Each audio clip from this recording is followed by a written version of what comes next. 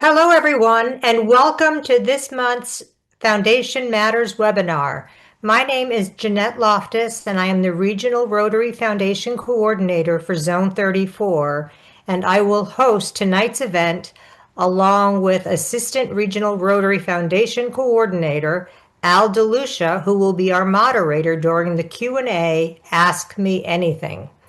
Tonight is all about answering questions that you may have so that we may better educate you and your members on all of the benefits and resources of the Rotary Foundation and how we can help others discover that same sense of purpose in their giving. First, allow me to introduce our guest speaker and this evening's panelist. We are excited to have with us this evening past Rotary International President and Vice Chair of the International Polio Plus Committee and Chair of the Countdown to History Committee, John Germ. John served as Rotary International President in 2016-17 and Chair of the Rotary Foundation's Board of Trustees, and was recognized as a champion of change by the White House in 2013 for his community service efforts to improve lives. Serving on our panel this evening will be Zone 33 End Polio Now Coordinator Nancy Barbie, Zone 34 Assistant Regional Rotary Foundation Coordinator Alfred Current, Zone 33 Endowment and Major Gifts Advisor Beth Trotter, and District 6970 Polio Plus Chair and Foundational Regional Action Plan Committee member Marie Turnbull. Now, if you would please allow me to introduce the Zone 34 Foundation team. Serving as Assistant Regional Rotary Foundation Coordinators from District 6960 is Alfred Current. From District 7020, David Kirkcaldy. From District 6920, Hamza Thoda, who is also our Global Grants Advisor, and Rosanna Roy from District 7000, who is our Communications and Public Image Coordinator. On our End Polio Now team for Zone 34, we have Kim Walden, who is the End Polio Now Coordinator for Social Media and Worldwide Polio Plus Society. Covering the Georgia districts, we have Bruce Acevedo, Florida, Dr. Jeff Michaelman, and the Caribbean, Sean Patty from District 7030. Our Endowment and Major Gifts Advisor is Charlie Rogers, and our Manager of Major Gifts at the Rotary Foundation is Kevin Kelly, and our Annual Giving Officer is Katie Leisner. And with that, I'd like to turn it over to my counterpart in Zone 33, Bernie Rydell. Well, thanks, Jeanette. I am proud to introduce our Zone 33 Foundation team, starting with Colleen Bonadonna. If you look at the top left, forget that first guy in the top left. We're starting with Colleen. Colleen Bonadonna and Nancy Barbie are End Polio Now coordinators in EPNCs. Colleen and Nancy lead the zone-wide effort to raise awareness for our fight to end polio in the world. They work with the districts and clubs to help achieve specific goals, like transferring at least 20% DDF to polio and encouraging clubs to give at least $1,500. Next, Beth Trotter, our Endowment Major Gifts Advisor, EMGA. Beth is a senior volunteer expert who identifies and cultivates donors capable of making significant contributions, typically at least $25,000, to the Rotary Endowment. She also works closely with our major gift officers, our Regional Rotary Foundation Coordinator, that's me, and district leaders to align fundraising efforts. Next, Lori Menzel, John Teisch, and Tyler Stokesbury, our major gift officers, MGOs. Lori and John and Tyler are professional Rotary International staff members assigned to Zone 33 who manage portfolios of high-capacity donors. They collaborate with volunteers to facilitate major solicitations and ensure proper donor stewardship. Next, Katie Leisner, our annual giving officer, AGO. Katie is a professional Rotary International staff member also, focused on the annual fund, which provides the immediate funding for current year grants. She assists with training, provides key financial information on contributions, and is the go-to person for resolving numerous issues, especially with contributions. Next, Angela Jameson, our foundation newsletter editor. Angela solicits articles, then prepares and publishes our quarterly foundation newsletter, which is distributed to our zone, district, and club leadership. Next, Al DeLucia, Lloyd Navarro, Stephen Beer, and Geetha Jairam, our Assistant Regional Rotary Foundation Coordinators, ARRFCs. Al, Lloyd, Stephen, and Geetha provide direct, localized support to a specific group of districts and work closely with district governors, DGs, and district Rotary Foundation chairs, DRFCs, to help develop strategies, assist in training events, and provide a link to Rotary Foundation specialists. Next, Geetha Jairam, yes, Geetha again, Don Brashears, and Ann Evans, our Major Gift Initiative Advisors, MGIAs. Geetha, Don, and Ann focus specifically on high-impact fundraising for Rotary's areas of focus, such as health and basic education and literacy. They serve on international committees, connect donors to specific philanthropic passions with large-scale global grant opportunities. Next, Lou Mello, our grants coordinator. Lou provides training and assistance to districts regarding global grants and assists in organizing efforts between zones 33 and 34 to help secure funding for grants. And finally, Carolyn Mudgett, our social media specialist. Carolyn helps keep our Zones 33-34 website and Facebook groups up to date and runs the tech for all these Foundation Matters webinars. And so far, Carolyn, you're doing a great job tonight. Well, that's it. That's our amazing 2025-26 Zone 33 Foundation team. And now, it is my distinct pleasure and honor to introduce one of my Rotary heroes, past Rotary International President, John Germ. The floor is yours, John. Well, thanks a lot. As soon as I get this button clicked here, we'll be with you. I don't know why y'all turned me off, and I guess y'all just didn't want me to get back on. So anyway, we'll do what we can. Thank you very much for letting me be with you today. And it is my pleasure to bring you up to date on a few things that I hope that you will find very interesting. I have spent the last 3 days talking about at the EPNC meeting. Then I spent 2 days with the IPPC meeting. So let me, I know the host has asked me to start my video, and I've tried it several times. And somebody keeps turning me off.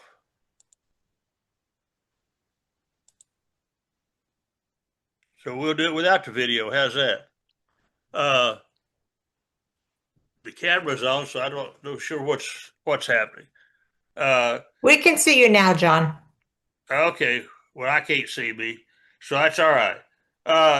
Let me start by saying that thank you for all the hard work that you're doing, what you have accomplished, and the leaders throughout the world of helping us eradicate polio. I would also let you know that if you haven't heard already, that Mike McGovern, who is the chair of the IPPC and has been doing this since I turned it over in 2014, and he will now rotate into the position of chair of the Polio Oversight Board. So he will be doing that for 2 years. So we're congratulating Mike for that great achievement. At the EPNC meeting and also at the IPPC meeting, we brought the committees up to date as far as fundraising is concerned. So let me share that information with you that as of the 30th of November, we had accumulated $16.9 million, which is $1.2 million better than we were at this same time last year. But last year at this same time, we were $760,000 ahead of where we were in 23-24, and we still ended up being $6.3 million short of reaching our $50 million. So because of the budgeting situation and what we had already budgeted through the Rotary Foundation, we were able to use that $6.3 million to make the $50 million contribution to the Gates Foundation toward the polio and earn the Gates Foundation $100 million. They have already sent us about $27 million of that. The rest of it will be here by January the 15th. So we're doing well on that. We're not doing so good on getting club participation, and that's where we really need help in the fact that of the 35.6 thousand clubs around the Rotary world, only 39% give any participation to our polio program, which is the #1 priority program, as you know. Clubs that have given $1,500, and you heard that just a few minutes ago, 2,250 clubs have done that, which is about 230 clubs more than it was at this same time last year. 20% districts, we had 66 last year. We got 72 so far this year, and I know that there's several others that are going to be doing that. And we are asking all of the DGEs, they've gotten a communication to bring that form with them to the IA. We have life-size mannequins of the or photographs of Jennifer Jones and also for Yinka, and they could go to the polio booth and have their picture made with those two outstanding leaders for their year. There's only 107 districts that have given any DDF to the program. So we've got to increase that, and I know that Nancy and everybody is working on that, along with Robert Hall, to get that done. We also spent a lot of time with talking about the number of cases. We've got 39 wild polio virus cases, 30 in Pakistan, 9 in Afghanistan. We've got 290 cases of the vaccine derived, and about 190 of those, I'm sorry, so 209, 30 countries in Africa, and we are inviting Africa to have an all DGE meeting, 2 of them actually, in at the IA, so we can concentrate on that. Nigeria is the worst of those countries with 53 cases, so we're still working to resolve those cases. The sad news is we have lost, since we started this program, we've had 292 deaths, which is way too many, obviously, including one that was yesterday. So I think I've stayed within my time limit. So thank you very much, and I look forward to participating in the Q&A session. Thank you, John. Thank you, John. And now I would like to turn the program over to Al DeLucia for some questions and answers. And I'll remind you that if you do have any questions you would like to have answered, please put them in the Q&A box, not the chat. And we do have some already queued up, Al, I believe. So I'm going to turn it over to you. Thank you, Jeanette. Yes, we have several questions already queued up. The first question is for Nancy. Nancy, we heard from John about the number of cases of polio, but what progress is being made to reduce those numbers in the endemic countries? You're on mute, Nancy. I'm very blessed tonight to have John Durham alongside of me. So John, chime in. But I can tell you, after just coming back from Pakistan, the Rotarians there are diligent. The healthcare workers are dedicated.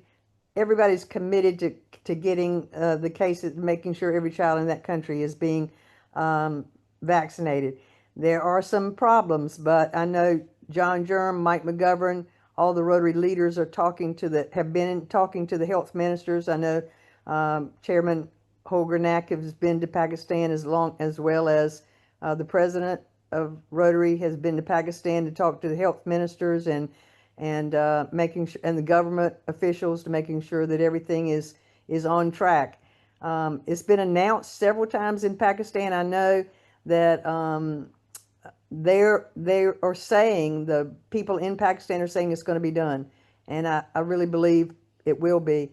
Afghanistan seems to be on track. They have less cases than Pakistan. So, John, maybe you can address some of that too. Well, the I've got two good friends there in Pakistan right now. They're having an NID in Pakistan. They've got another one scheduled for February. So I think that Pakistan people are very positive about the work that they're doing and how they could continue to improve that. There was recently a NID in Nigeria to try, but those countries with vaccine-derived cases schedule them differently, so they're more sub-NIDs than they are NIDs pinpointing it. That's A right. lot of pictures out there, a lot of stuff going on with clean water and filtration plants in Pakistan. So I believe they're going to be there, and I think that we've got several samples that have not been tested because of the border complications between Afghanistan and Pakistan, but that's being worked on by WHO. That's right. Thank you so much. And there are 30 cases right now in Pakistan, 9 in Afghanistan. And what's significant about those numbers is this been holding those numbers for quite a number of months now. So Right. that's a plus sign.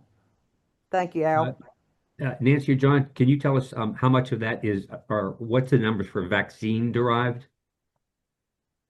I don't think any of those are vaccine derived, No, not to Well, my any knowledge. what? no, Those no, those the those number of cases. 39 are those 39 are not vaccine derived. Those are all wild polio cases. Yeah, I'm sorry. What I meant was what's the number of vaccine derived? Oh, the number of vaccine derived. I'm not aware of number of that vaccine derived in Pakistan and Well, Afghanistan. y'all keep going, and I'll get back with you because I've got it He's somewhere. going to look that up. I don't have any idea about the vaccine derived. I've not heard of any cases. I know there have been some in Nigeria, but not in Pakistan and Afghanistan that I'm aware of. John probably, I'm sure he knows more than I do, but those are very few and far between when that happens. Okay, thank you. Beth, question for you. My district's holding a legacy event slash $1 million dinner. What are these, and why should I give to these? Hey, thanks so much, Al. So we're switching gears here from our polio to talk about major gifts and receptions, and I appreciate that question. And it's really wonderful when districts are recognizing and having events such as these. And really, a district can define exactly who they want to honor and what they want to do and set the thresholds for those. There's no set rules for exactly how it has to be done. There are some districts that are going to say, we're going to include gifts to the endowment or to the future of a certain size. There are others that are going to say, we want to see current gifts that are given of $10,000 immediately to have these events. Typically, we're going to see that a wonderful speaker such as John Germ or past President Stephanie would be invited to be guests and speak and provide some words of wisdom, and especially the thanks that are so important to thank our donors who have made gracious gifts to our foundation. So, Al, did I answer the question? I think you did. Yes, it's a All way right. to honor the Thank you. major donors and the Bequest Society and maybe even Legacy Society members, and it can be done in a number of different ways. Right. Thank you. Thank you. Um, Alfred, this is a very timely question. How can my club support disaster response in our zones? Al, that's a great question. There's several ways. One of the easiest is when you tell the Rotary story and how significant it changes lives by telling you tell the story, and then be sure that your Rotarians are able to log into Rotary.org. Look in the top right-hand corner, there's a donate button. So when they open that link, it gives them the capacity to make a contribution. And as of today, there was I think about 3 or 4 different places that they could support, what passion that they hit. So that's one of the ways. And then it can either be set it up as a recurring donation, which we certainly encourage, or a one-time significant donation if they want to do it that way. In addition, clubs can go to rizones3334.org and look over under the events section. And when you scroll down, it gives you an opportunity to participate in that way as well. A good club debit card will help to do that and to make an immediate impact to the world. So.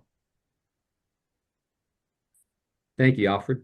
Al, if I could interject, the Sure, John. number of cases as of today of the vaccine-derived cases is 200, whereas last year at this same time it was 240. Okay. Thank you, John. Marie, how can clubs be encouraged to participate and or apply for a global grant project?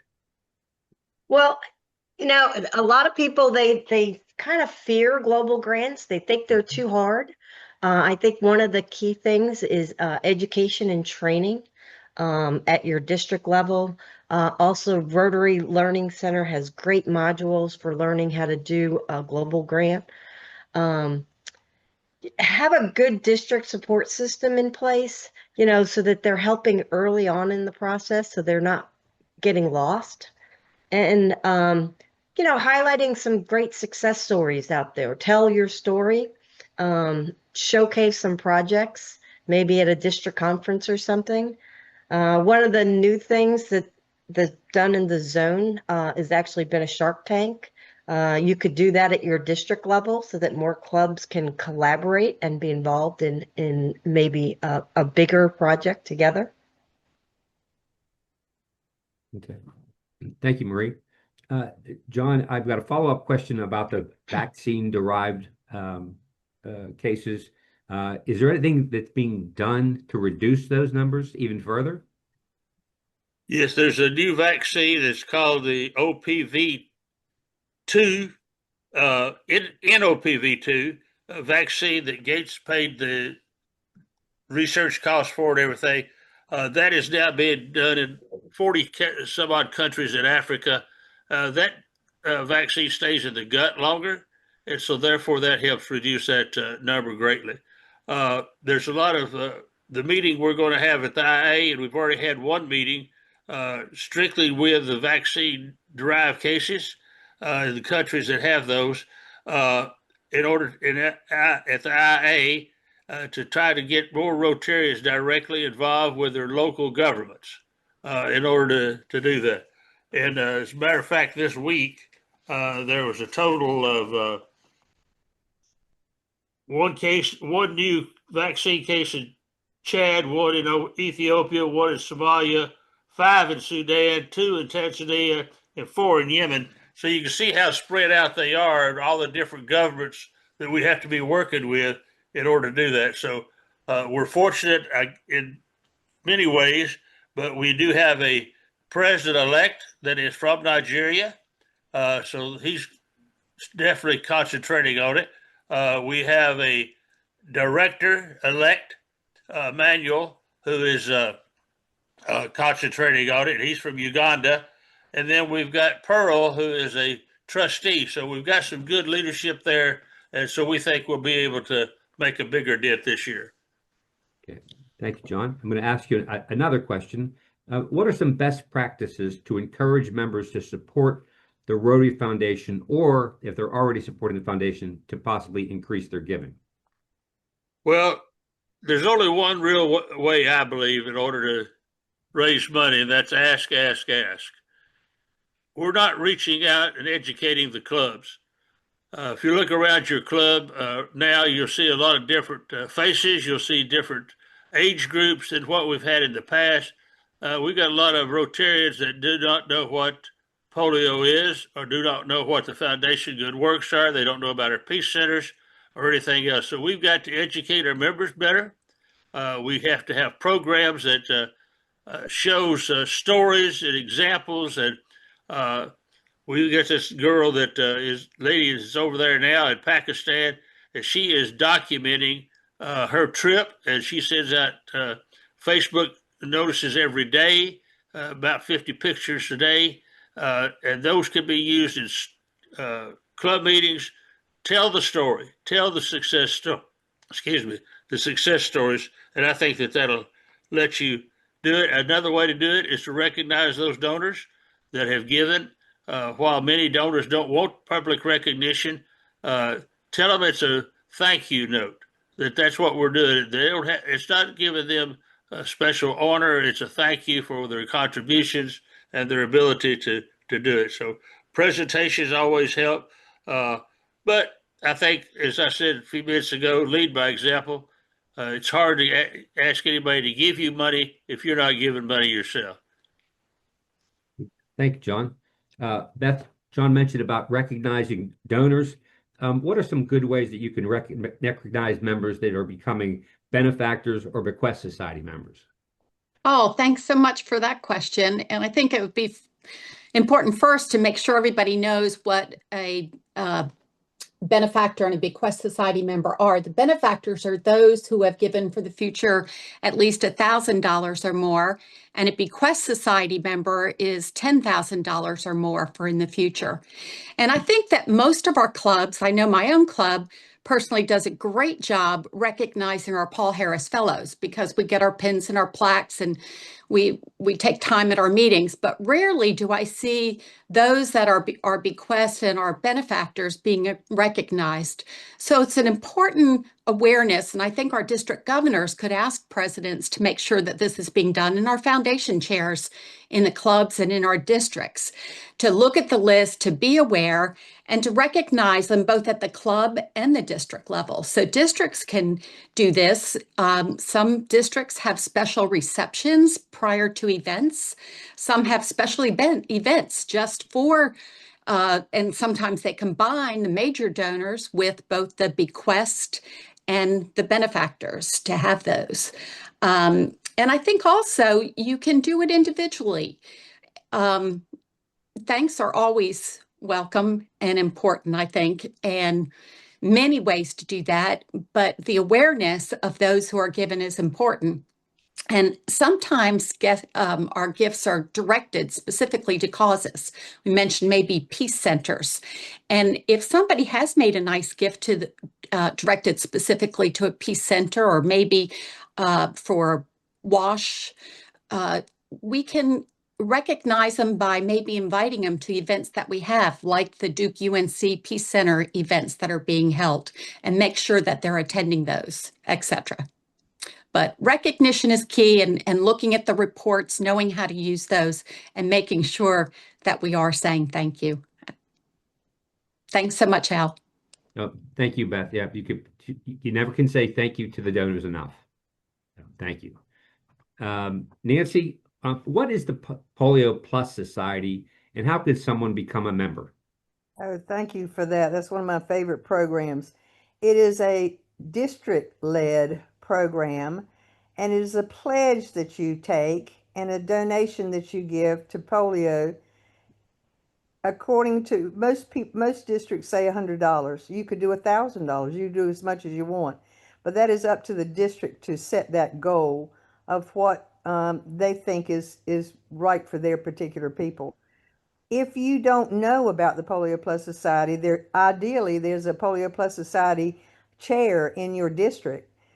And if there is not one, then make sure that you contact some other district leaders, your district governor-elect, your district Rotary Foundation chair, and ask them, if someone is in charge of that, and if not, how do you get there? How do you get connected with the person that's in charge of that, or what do they want you to do? So it's led by the district, but you can go on Rotary Direct and donate immediately and have it taken out of your credit card on a monthly, weekly, quarterly, yearly basis. And as long as you're giving whatever that pledge was given or told by your district, then you'll become a Polio Plus Society member. It's up to the district to keep up with that and to make sure that you are recognized. There again, like Beth said, recognition, recognition, recognition.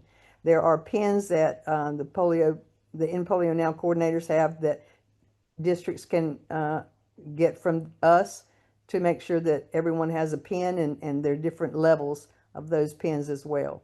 So if you can't find out who in your district, just contact me. I'll be glad to help you become a Polio Plus Society member. Thank you, Al.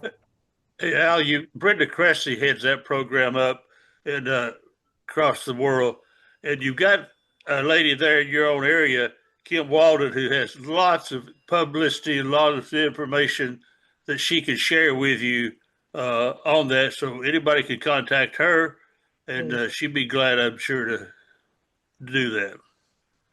Thank you, John. Thank you, Nancy. Thank you, John. A great way to support our #1 external initiative.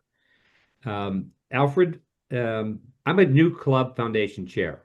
What report would best for me to use to try identify members who are close to their Paul Harris Fellow level? Al, that's a great question. And that's going to require a foundation chair to understand that there is a report that he or she can go to. It's their club recognition summary. I'd like to also maybe toss in a suggestion, as having been a former DRFC and foundation chair at a club. A great resource would be to download the Rotary Foundation reference guide. It will give you all of the acronyms, so that to President Germ's comment, the education is key to tell people, wherein, what things mean, but in addition to tell the story. So when they use that particular report, and we found out, when you have a little altar call in your particular club, ask everyone to stand up that's a Paul Harris Fellow. Then you can very quickly define the target as to those who are not. And then that way you would have an opportunity to share the story. And then there's also another question that, how do you become a 100% Paul Harris club? And that's a snapshot in time. So there is a strategy of matching points that you might have from your club, from fellow members, from the district, and to be able to ask a person to give a contribution, show them the value. And then once you get everybody in your club to do that and realize that there's a pin, to wear your Paul Harris pin to a meeting and to make it important, make the presentation important, invite the family to see what's been happening, because, we found that the Rotary Foundation is a family event, because you have some shared monies. And researching some of this today, I actually found out that my particular club, when I was club president in 2017, we achieved that opportunity to be 100% Paul Harris Fellow club. So that was kind of cool. So use that good report. It'll tell you exactly where people are. But there's also another resource to send to Rotary Support to ask them for a personal club report that will give you all of the contributions for a person in that club, which I think is available to the club president and foundation chair.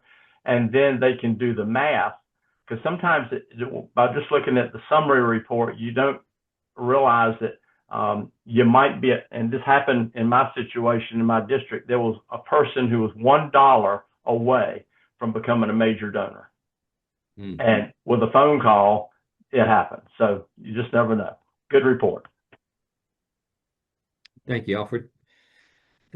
Marie, is there a place where we can find a good presentation for the Rotary Foundation that we can share with our clubs? You're on mute, Marie. I would first ask your district foundation chair. They have presentations ready. But also go to the Rotary Brand Center where you could get branded materials with templates that are actually set up for the foundation material. The Rotary Learning Center. There's also a place called SlideShare, and I went out there and I just put in their Rotary Foundation, and I ended up finding 10,000 different pre-made slide decks already put together. So there's a lot of information out there.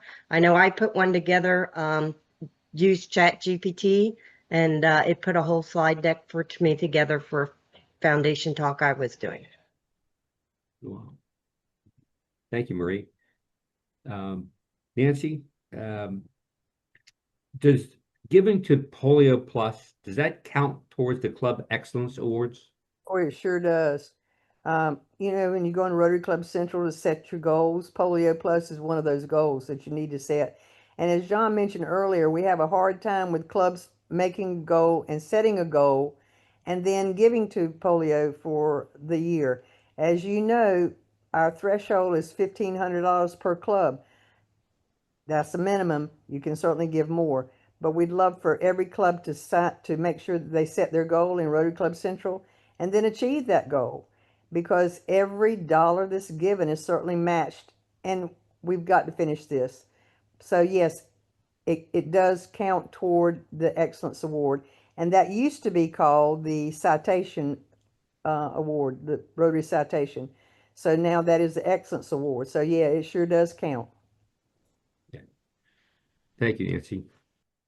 Beth, I've been hearing a lot about promise clubs. Can you tell me what a promise club is and how many we might have in zones 33 and 34?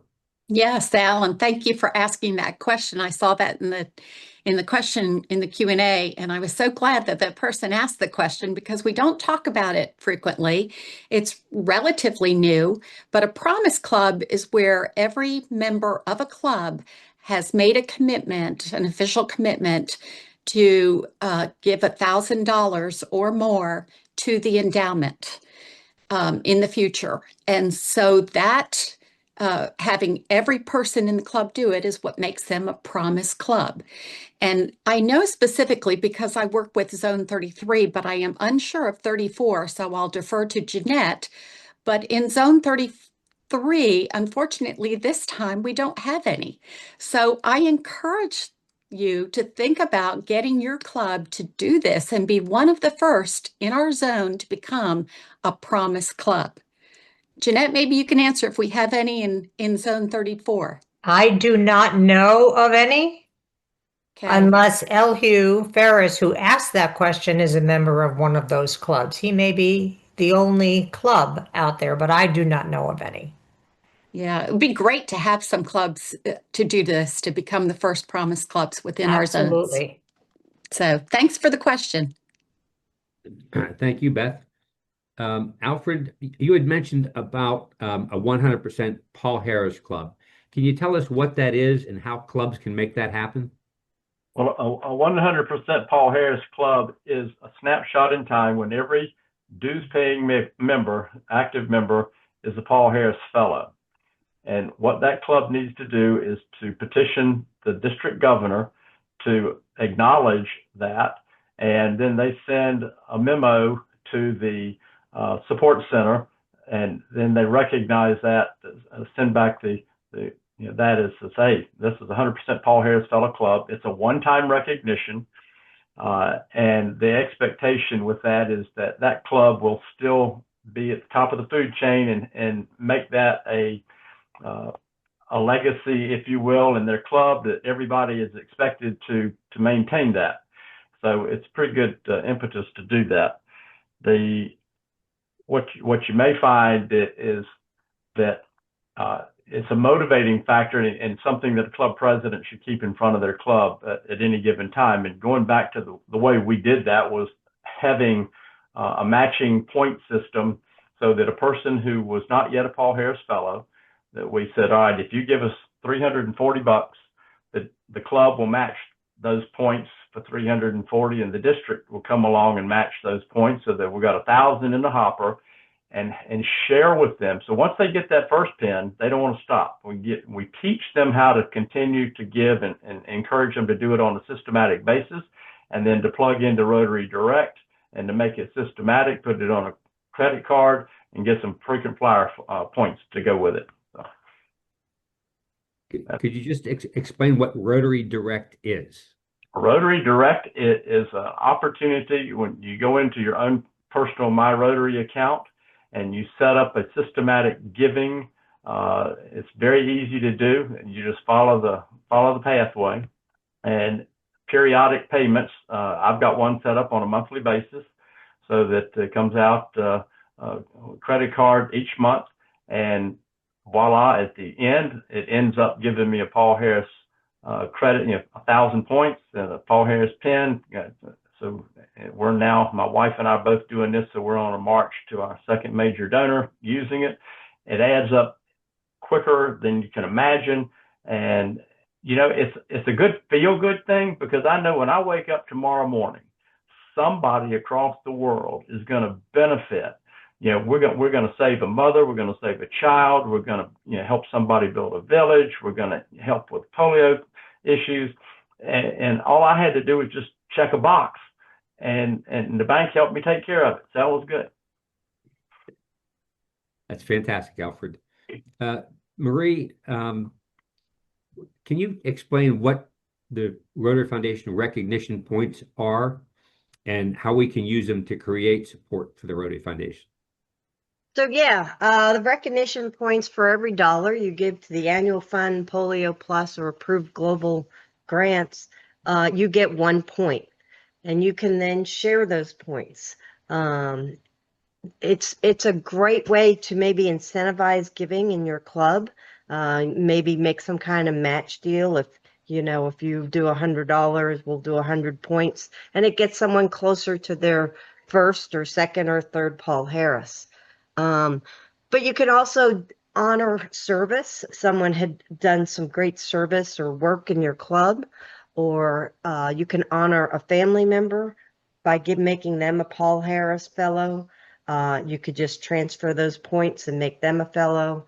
So the points are there for you to give and to increase the impact of Rotary by encouraging new and continued giving. Thank you, Marie. Beth, when someone donates $25,000 to the Rotary Foundation in the endowment fund, are you recognized as a Paul Harris Society member in perpetuity? Well, let me think about that, Al. That's a really good question. So contributions to our endowment fund are not included in recognition levels of Paul Harris Society. So the quick answer would be no, that doesn't make that automatic. But I think I could think of a way that could happen, because remember that when money is given to the endowment, the principal stays there, and that's what goes on into perpetuity. However, the earnings come back, and so you can direct those earnings. And as you're looking at the earnings of a $25,000 gift, even at a conservative 4% return, that's going to be $1,000 a year, right? So you with me? Yeah. That in turn could be used to go and become that Paul Harris Society with a contribution to the annual fund of $1,000 each year coming back to you from that donation. Does that make sense? So the Yes. quick answer was no, but the longer answer is, but there are ways. So reach out to somebody if you want to have more information, have a talk about this. And it's really wonderful when individuals are thinking about making large contributions like these $25,000 gifts to our endowment. So thank you. Thank you, Beth. John, November is the Rotary Foundation month, but unfortunately, it seems that clubs do their programs for supporting the Rotary Foundation in November. But what's a good way to keep that on the agenda on a regular basis for club meetings, to have speakers and have talks about supporting the Rotary Foundation? Well, the best way is to talk to the president-elect now as they're starting to put their programs together, get them to agree to do that. Another way to do it is to tell the stories of what's happening. We just had the ride in Tucson that John Hugo and a lot of the staff participated in. They could be glad to do a program to talk about the benefits of that. You could talk about the results of World Polio Day and how important that is. You could just give them statistics, but do it around a story of some kind. Because people like stories, they don't just like all the numbers and everything. So, but work with that president-elect, work with your club leaders. Uh, Sometimes I think we start the Rotary year too late. The Rotary year actually starts in January. Whether you believe it or not, you don't change officers till July 1, but they're already planning their strategy and their goals for the next year. So maybe the district governor can put out a certificate or somebody that does the most foundation programs. Just think out of the box of ways that you would enjoy having a foundation program. Thank you, John. We started this call talking about Polio Plus and talking about eradicating polio. So I'm going to ask you a final question. Are there still national immunization days being held? And if so, where and why? There are scheduled national immunization days in Afghanistan and Pakistan. And as we said, and Nancy Barbie just got back. I've got this friend that's over there, two of them that are over there right now. There's another NID in Pakistan in February. It's a week-long event. So I think that that's one way to do it.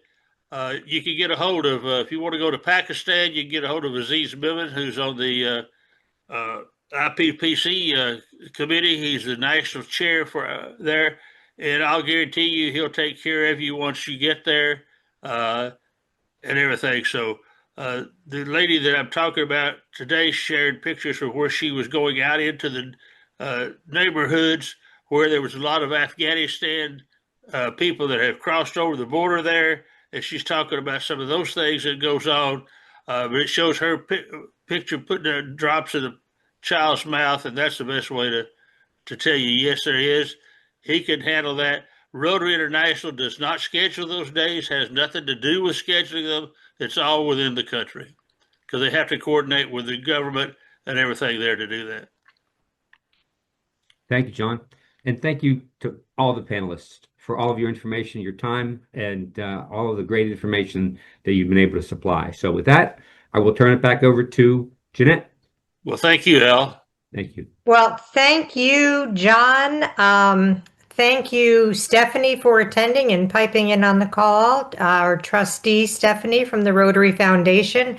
And special thank you to all of our panelists for your engaging conversations and answers this evening.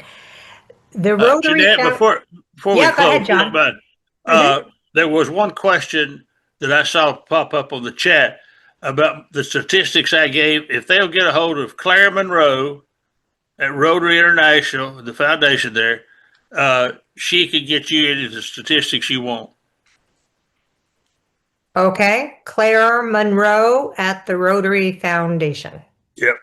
Okay, thank you. Again, thank you to all of our participants this evening for your engaging conversations. We hope that you leave being inspired and to spark more conversations about participating in the Rotary Foundation programs and giving with purpose in your clubs. Before we close, there was a question asked about a National Immunization Day. And I'm pleased to say that our End Polio Now coordinator, Nancy Barbie, is leading one this coming February in India. So you have her details there in front of you on the screen. This will be an excellent opportunity where you'll have an opportunity to vaccinate children in India, visit Rotary projects, and meet with key partners of WHO and UNICEF. This group also hopes to visit Dr. Matthew Varghese, who has an incredible doctor who has done a lot of reconstructive surgeries on polio survivors. And of course, there will be some unforgettable sightseeing in New Delhi, Agra, the home of the Taj Mahal, and Calcutta. If you'd like to be a part of this experience, please contact Nancy very soon, because I'm sure spots are filling up and she needs that information. Also, please mark your calendars for our next Foundation Matters call on January 15th. Our topic will be making the most of district grants in 5 easy steps.